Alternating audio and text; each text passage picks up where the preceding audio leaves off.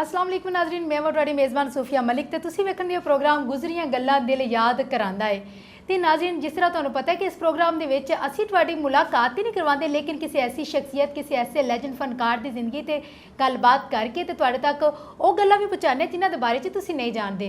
ਤੇ ਅੱਜ ਅਸੀਂ ਗੱਲਬਾਤ ਕਰਾਂਗੇ पाकिस्तान के लैजेंड अदाकार शहनशाह ज़राफ़त मनवर ज़रीफ़ साहब की जिंदगी से गलबात करांगे तो देखने कि कहते हैं हसदे आओ तो हसदे जाओ। उन्होंने बहुत खूबसूरत जिंदगी जी अपना बहुत खूबसूरत टाइम फिल्म इंडस्ट्री ने दिता। तो अज साडे नाल गलबात करने वास्ते सरदार कमाल साहब मौजूद ने तो उन्होंने केरिया मनवर ज़रीफ़ साहब दी गल्लां उन्हां दा दिल याद पिया करदा। अस्सलाम वालेकुम सर, की हाल जी? वालेकुम सलाम। मनवर ज़रीफ़ साहब के बारे तुसीं क्या सी गलबात करांगे। मनवर ज़रीफ़ साहब साडे पाकिस्तान के ऐसे फनकार ने जब तक पाकिस्तान फिल्म इंडस्ट्री कैमो दायम है उन्हां दा नाम जिंदा रहेगा। क्या बात, बिल्कुल। अज भी कई साल हो गए इस दुनिया तो चले गए ने, मगर अज भी साडे दिलों च जिंदा ने। बिल्कुल। जितने भी कॉमेडियन तुसीं देखो वो चाहे थिएटर ते ने चाहे फिल्म च ने, लेकिन उन्होंने सब मुतासर हो के आए मनवर ज़रीफ़ साहब तो। जिन्होंने पूछोगे यार तू इस फील्ड में क्यों आने गई, मैं मनवर ज़रीफ़ साहब ने देखा तो मैं इधर आ गया। और मनवर ज़रीफ़ साहब के बारे में ये कहना चाहांगा कि ये ऐसे फनकार ने कि इन्हों तो पहले इन्हों के बड़े भाई ज़रीफ़ साहब इतने बड़े अदाकार सन, ठीक है जी। उन्होंने तो ये छोटे सन। ज़रीफ़ साहब ने पूरी जिंदगी इन्हों की सिफारिश नहीं की थी। अपने छोटे भाई की उन्होंने कभी सिफारिश नहीं की कि यार मेरे भाई मनवर को भी तुसीं किसी फिल्म च काम कराओ। ये अपनी मेहनत अपनी स्ट्रगल ना लाए। क्या बात है, ठीक है जी। ये रावी बयान करते हैं कि जिमें कि मनवर ज़रीफ़ साहब भी उन्होंने खाना लैके जाते सन। एक साढ़े पाकिस्तान के होर बहुत लेजेंड फनकार अवामी हीरो अकमल खान साहब अकमल खान साहब जिहड़े ने उन्होंने वड्डे भाई अजमल खान साहब उन्होंने भी अपने भाई की सिफारिश नहीं की थी। वो भी अपनी मेहनत नाल अपनी कोशिश नाल पाकिस्तान के फिर ऐसे हीरो बने, उन्होंने फिर अवामी हीरो का खिताब मिले। क्या बात है। मनवर ज़रीफ़ साहब के बारे च ये वे कि साथी मुल्क के अदाकार धर्मिंदर साहब एक तो होंगे ना फैन, वो फैन नहीं, वो मनवर ज़रीफ़ साहब के आशिक ने। आशिक, क्या बात है। ठीक है जी। वो उन्होंने बारे कहते हैं उन्होंने एक उन्होंने फिल्म वेखी है शरीफ बदमाश वेखिया कोई एक सीन वो आता है कि मनवर ज़रीफ़ साहब सीढ़ियाँ चढ़ते हैं। वो जो सीढ़ियाँ चढ़ के उत्ते गए ने, धर्मिंदर साहब फरमाते हैं कि मैं उसकी रिहर्सल को 300 बारी की है। क्या बात है, क्यों सीन एडा सोहना लगा, एडा चंगा लगा। 300 बारी कहते मैं रिहर्सल की थी कि मैं इस तरह सीढ़ियाँ मनवर साहब को चढ़ के उत्ते चला जावां और मेरे को नहीं जाया गया। क्या बात है। ठीक है जी। और उन्होंने फिर असी इतने नौकर वोटी का बनाई, उन्होंने उत्थे अपना योरू का गुलाम, फिर एक पंजाबी फिल्म उन्होंने बनाई। वो फिल्म फ्लॉप हो गई। धर्मिंदर साहब ने मनवर ज़रीफ़ वाला रोल किया उत्थे पंजाबी फिल्म च, वो फिल्म फ्लॉप हो गई। उत्थे लोगों ने सवाल किया कि जी तुसीं ये फिल्म बनाई, फिल्म फ्लॉप हो गई। उन्हें कहा मैं ये फिल्म इसलिए बनाई नहीं कि कामयाब हो या फ्लॉप हो, ये मेरा इश्क सी कि वेख्या मनवर ज़रीफ़ साहब ने तो मेरा दिल किया क्यों ना मैं भी मेरा इश्क सी। मैं मनवर ज़रीफ़ साहब को ट्रिब्यूट किया। क्या बात है। मैं उन्होंने ट्रिब्यूट पेश किया है कि मैं मनवर साहब का इतना आशिक और इतना दीवाना हाँ। क्या बात। फिर मनवर साहब लोग कहते हैं पंजपटिया फनकार अगर मैं किसी ने वेख्या तो वह मनवर ज़रीफ़ साहब है। ठीक है जी। उन्ने अच्छे वो हीरो, उतने अच्छा ड्रामा बोलने वाले, उतने अच्छा डांस करने वाले, उतनी अच्छी फाइट करने वाले। ठीक है जी। इतने गुणी फनकार सन कि मैं नहीं वेख सकिया। उन्होंने फिर फॉलोवर बहुत आए, मतलब उमर शीफ साहब आए, उन्होंने फॉलोवर आए, मतलब जोड़ा कॉमेडियन है उन्होंने फॉलोवर ही है, मगर उस मराज तक नहीं पहुँच सके। मनवर ज़रीफ़ साहब की मराज तक नहीं पहुँच सके। फिर मैनू एक वाक़या है, इन्हों के भतीजे सन ज़रीफ़ साहब के बेटे पप्पू ज़रीफ़ साहब, अल्लाह जन्नत नसीब फरमाए। पप्पू ज़रीफ़ साहब भी फिल्मां च आए, ये सारा खानदान ही फिल्मां च आया। जिमें कि ज़रीफ़ साहब आए, फिर मनवर ज़रीफ़ साहब आए, फिर रशीद ज़रीफ़ साहब आए, फिर मनीर ज़रीफ़ साहब आए, फिर मजीद ज़रीफ़ साहब आए। तो अज वक्त है कि उन्होंने पूरे खानदान चो फिर उन्होंने बेटा फैसल ज़रीफ़ साहब आए। अज ये वक्त है कि वो ज़राफ़त का जोड़ा खानदान सी, अज उन्होंने कोई अफराद इस फील्ड में मौजूद नहीं है, कोई भी नहीं। लेकिन कहते फनकार कभी नहीं मरदा, बेशक नहीं उन्होंने फील्ड च, लेकिन उन्होंने नाम अज भी साडे दिलों दे विच उस तरह ही जिस तरह वो काम करते पे ने। अज उसी तरह जिंदा जवेद ने। अज भी तुसीं कोशिश करते हो कि यार इस फिल्म जो मनवर साहब है ने तो असीं वेख लैने। बिल्कुल इंज होंदा वे, घरां दे विच साडे बजुर्ग ने कहंदे ने मनवर ज़रीफ़ दी फिल्म लगी, चलो बहने आ वेखने, ऐ ते फिल्मां वेखण वालियां ने। एक दिन की शूटिंग उन्होंने लाला सुधीर साहब साढ़े पाकिस्तान के बड़े जंगजू हीरो, तो उन्होंने जुगत की है। तो ਪਤਾ ਇਹ ਲੱਗਿਆ ਕਿ ਉਸ ਦਿਨ ਸ਼ੂਟਿੰਗ ਹੀ ਨਹੀਂ ਹੋ ਸਕੀ। ਉਹ ਫਿਕਰ ਆਇਆ ਸੀ ਕਿ ਓਏ ਤੂੰ ਡੰਗਰਾਂ ਨੂੰ ਪੱਠੇ ਪਾਏ ਨਹੀਂ, ਤੇ ਮਨਵਰ ਸਾਹਿਬ ਨੇ ਕਿਹਾ ਤੂੰ ਖਾਦੇ ਨਹੀਂ। ਉਹ ਗੱਲ ਲਾਲਾ ਜੀ ਨੂੰ ਲੱਗ ਬੜੇ ਗਈ। ਸੀਰੀਅਸ ਹੋ ਕੇ ਤੇ ਇਸ ਤਰ੍ਹਾਂ ਦੀ ਗੱਲ ਕਰ ਜਾਂਦੇ ਸੀ ਫਿਲਮ ਦੇ ਵਿੱਚ ਵੀ ਕਿ ਬੰਦਾ ਹੱਸਦਾ ਰਹਿੰਦਾ ਸੀ। ਹਾਲਾ ਬਿਲਕੁਲ ਕਹਿੰਦੇ ਨੇ ਨਾ ਕਿ ਉਹ ਕਿਸੇ ਕਿਸਮ ਦਾ ਐਸਾ ਫਿਕਰਾ ਕਹਿ ਜਾਂਦੇ ਸਨ ਕਿ ਲੋਕੀ ਕਹਿੰਦੇ ਨੇ ਮਾਂ ਦੇ ਪੈਰਾਂ ਥੱਲੇ ਜੰਨਤ ਹੁੰਦੀ, ਤੇ ਮੇਰੀ ਮਾਂ ਦੇ ਪੈਰਾਂ ਥੱਲੇ ਤਾਂ ਸਲੀਪਰ ਬਿਲਕੁਲ ਐਜੀ ਗੱਲ ਜੀ, ਸਲੀਪਰ ਵੀ ਲਿਆਈ। ਹਾਂਜੀ ਇਤਨੀ ਖੂਬਸੂਰਤ ਗੱਲ ਕਰਦੇ ਇੰਨੇ ਦੁਖੀ ਹੋ ਕੇ ਤੇ ਇੰਨੀ ਕੁ ਸੋਹਣੀ ਗੱਲ ਕਰਨੀ ਕਿ ਅਸੀਂ ਹੱਸਦੇ ਰਹਿਣਾ। ਬਿਲਕੁਲ ਐਜੀ ਗੱਲ, ਬਿਲਕੁਲ ਠੀਕ ਹੈ ਜੀ। ਉਹ ਸੁਣਿਆ ਕਿ ਉਸ ਦਿਨ ਜਦੋਂ ਲਾਲਾ ਸਵੀਰ ਸਾਹਿਬ ਆਉਂਦੇ ਸਨ ਤੇ ਉਹਨਾਂ ਨੂੰ ਗੱਲ ਯਾਦ ਆਉਂਦੀ, ਹੱਸ ਪੈਂਦੇ। ਉਹਨਾਂ ਕਿਹਾ ਯਾਰ ਅੱਜ ਨਹੀਂ ਸ਼ੂਟਿੰਗ ਹੋਈ, ਮੈਂ ਕੱਲ ਕਰਾਂਗਾ। तो अगले दिन ही शूटिंग हुई। ठीक है जी। मनवर साहब के क्रेडिट तो ऐसी सी गल है कि ऐसी सी बात है कि वो बड़ी अच्छी फिल्म सी मेरा नाम पाटे खां। क्या खूबसूरत गल है। वो शर्त लगती है बाबरा शरीफ साहब सन, वो कहते मैं खूज दुपट्टा सुटनी तू कढ़ के लै मैं तो मैं तेना प्यार करन लग पागी। तो उन्हें दुपट्टा सुटिया, मनवर साहब ने छाल मारी, दुपट्टा कढ़ के लिया तो वो दुपट्टा फड़ के चली गई।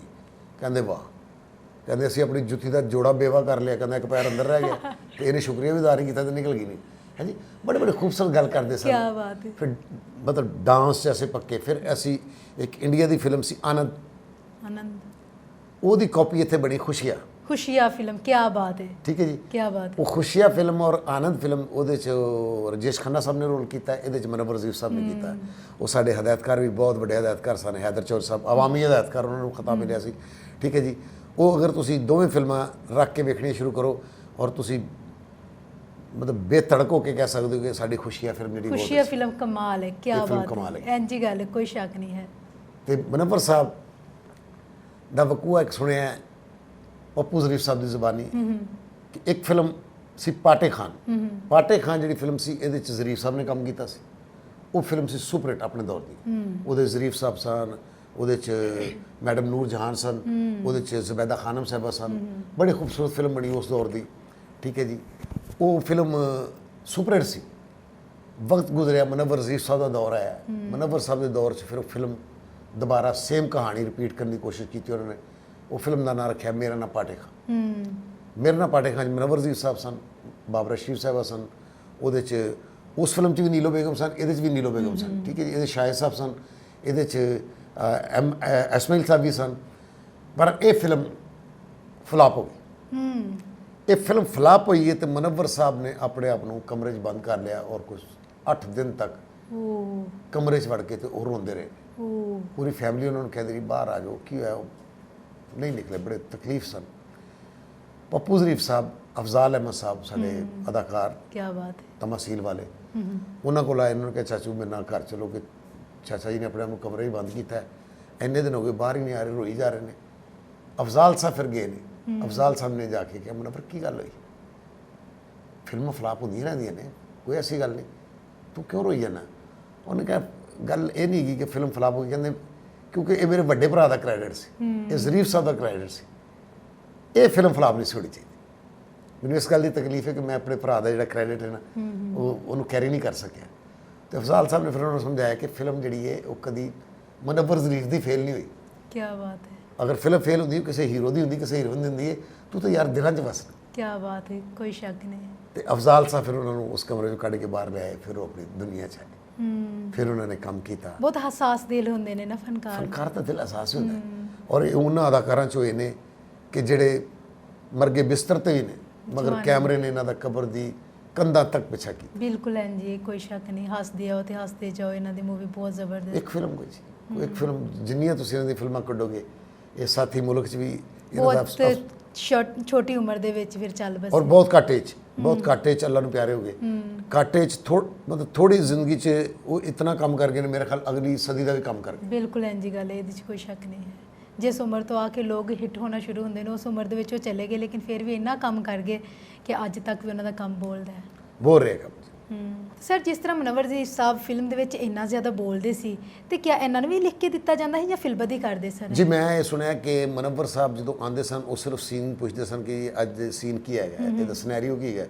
सनैरियो पूछ के जो स्टार्ट साउंड कैमरा एक्शन हो जाता सी तो मनवर साहब बोलना शुरू कर देते सन। खुद ही बोलना शुरू। क्या बात है, क्या बात है। वो फिर इतना बोलते सन कि डायरेक्टर भी भूल जाता सी कट कराना, ते लोकी भी महब हो जाते सन कि यार की गल हो रही है, की कह रहे हैं। क्या बात है। गॉड गिफ्ट ही उन्हां दे विच है, फनकारी ते जेरा हसाना ही है, गॉड गिफ्ट अल्लाह वाले उन्हां चीज़ अल्लाह दी तरफों से, अल्लाह दी तरफों मिली हुई है। मनवर ज़रीफ साहब बहुत ही ਜਵਾਨੀ ਦੀ ਉਮਰ ਦੇ ਵਿੱਚ ਹੀ ਚੱਲ ਬਸੇ ਹਾਂਜੀ। ਤੇ ਇਹਨਾਂ ਦਾ ਜਨਾਜ਼ਾ ਬਹੁਤ ਜ਼ਿਆਦਾ ਹੋਇਆ ਜਾਂ ਕਿੰਨੇ ਕੁ ਲਿਮਟਿਡ ਫਨਕਾਰ ਸਨ ਕਿ ਅਨਲਿਮਟਿਡ ਸੀ, ਕਿੰਨੇ ਕਿ ਤੁਹਾਨੂੰ ਕੋਈ ਆਈਡੀਆ ਹੈ ਇਸ ਬਾਰੇ? ਮਨੱਵਰ ਸਾਹਿਬ ਦੇ ਜਨਾਜ਼ੇ 'ਤੇ ਪੂਰੀ ਇੰਡਸਟਰੀ ਸੀ, ਮਗਰ ਕਿਉਂਕਿ ਇਹ ਜਨਾਜ਼ਾ ਮਤਲਬ ਅਵਾਮੀ ਤੌਰ ਤੇ ਨਹੀਂ ਲੋਕਾਂ ਨੂੰ ਦੱਸਿਆ ਗਿਆ, ਇਹਦੇ ਬਾਰੇ 'ਚ ਵੀ ਥੋੜਾ ਝੂਠ ਬੋਲਿਆ ਗਿਆ ਕਿਉਂਕਿ ਇਤਨੀ ਹਜੂਮ ਹੋ ਜਾਣਾ ਸੀ, ਇਤਨੇ ਲੋਕ ਹੋ ਜਾਣਾ ਸੀ, ਲੋਕਾਂ ਨੇ ਬੇਕਾਬੂ ਹੋ ਜਾਣਾ ਸੀ।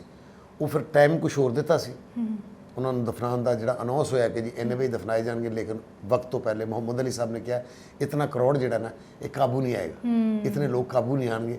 ਉਹ ਫਿਰ ਜਨਾਜ਼ੇ ਦਾ ਵਕਤ ਕੁਛ ਹੋਰ ਦਿੱਤਾ ਸੀ ਔਰ ਵਕਤ ਤੋਂ ਮੇਰੇ ਖਿਆਲ ਪਹਿਲੇ ਉਹਨਾਂ ਨੂੰ ਦਫਨਾ ਦਿੱਤਾ ਗਿਆ ਸੀ। ਉਹਨਾਂ ਦੇ ਚਾਹਣ ਵਾਲੇ ਇਤਨੇ ਸੀ, ਚਾਹਨੇ ਵਾਲੇ ਇਤਨੇ ਥੇ। ਤੁਸੀਂ ਅੱਜ ਵੀ ਬੀਬੀ ਪਾਕ ਦਮਨਾ ਉਹਨਾਂ ਦੀ ਕਬਰ ਤੇ ਜਾਓ, ਤੁਹਾਨੂੰ ਉਹਨਾਂ ਦੀ ਕਬਰ ਤੇ ਕੋਈ ਨਾ ਕੋਈ ਉਹਨਾਂ ਦੇ ਚਾਹਣ ਵਾਲਾ ਖਲੋਤਾ ਦੁਆ ਮੰਗਦਾ ਨਜ਼ਰ ਆਏਗਾ। ਕੀ ਬਾਤ ਹੈ। ਤੇ ਬਿਲਕੁਲ ਇਸ ਤਰ੍ਹਾਂ ਹੀ ਇਹ ਜਿਹੜੇ ਦੁਨੀਆ ਤੇ ਖੁਸ਼ੀਆਂ ਵੰਡਦੇ ਨੇ ਤੇ ਉਹਨਾਂ ਨੂੰ ਫਿਰ ਦੁਨੀਆ ਵੀ ਕਦੇ ਨਹੀਂ ਭੁੱਲਦੇ ਤੇ ਕਹਿੰਦੇ ਨੇ ਗੁਜ਼ਰੀਆਂ ਗੱਲਾਂ ਦਿਲ ਯਾਦ ਕਰਾਂਦਾ ਹੈ। ਮੈਨੂੰ ਗੁਜ਼ਰੀਆਂ ਗੱਲਾਂ ਦਿਲ ਯਾਦ ਕਰਾਂਦਾ, ਮੈਨੂੰ ਇੱਕ ਵਕੂਆ ਯਾਦ ਆ ਗਿਆ ਕਿ ਇਸੇ ਤਰ੍ਹਾਂ ਇੱਕ ਪੋਸਟਰ ਲੱਗਾ ਹੋਇਆ ਸੀ ਮਨੱਵਰ ਜ਼ੀਫ਼ ਸਾਹਿਬ ਦਾ, ਤੇ ਇਹ ਉਹਨਾਂ ਦੀ ਫੌਤਗੀ ਤੋਂ ਬਾਅਦ ਕੋਈ ਫਿਲਮ ਮਤਲਬ ਪੁਰਾਣੀ ਫਿਲਮ ਸੀ, ਤੇ ਮੈਂ ਅਦਾਕਾਰ ਅਮਾਨੁੱਲਾ ਖਾਨ ਸਾਹਿਬ ਸਾਡੇ ਲੈਜੈਂਡ ਥੀਏਟਰ ਦੇ, ਬਿਲਕੁਲ, ਤੇ ਮੈਂ ਮੰਜ਼ਰ ਵੇਖਿਆ ਇਹ ਅਮਾਨੁੱਲਾ ਸਾਹਿਬ ਨੂੰ ਇਸ ਗੱਲ ਦਾ ਪਤਾ ਕਿ ਮੈਂ ਵੇਖ ਰਿਹਾ ਕਿ ਗੱਡੀ ਰੁਕੀ ਹੈ ਤੇ ਉਹ ਮਨੱਵਰ ਸਾਹਿਬ ਦੀ ਤਸਵੀਰ ਵੱਡੀ ਲੱਗੀ ਹੋਈ ਤੇ ਇੱਕ ਬੰਦਾ ਵਿੱਚੋਂ ਗੱਡੀ ਤੋਂ ਉਤਰਿਆ, ਉਹ ਸਨ ਅਮਾਨੁੱਲਾ ਸਾਹਿਬ।